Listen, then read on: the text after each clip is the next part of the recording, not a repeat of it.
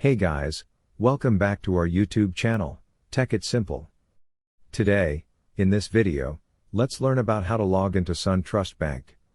So, let's get started. At first, let's get into any browser and search for SunTrust Online Login.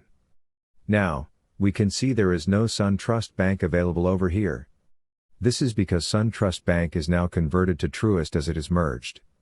Now, simply click on this website over here. Enter your user ID, and if you want your user ID to be saved even after you get back, simply click on Save User ID. Now, enter the password and click on Sign In. You can also sign in with a QR code, which will be available in the banking app you have got on your mobile. So, this is all we can do to log into Truist or SunTrust Bank app.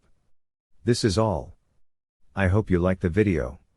Please do like and subscribe. Thanks for watching.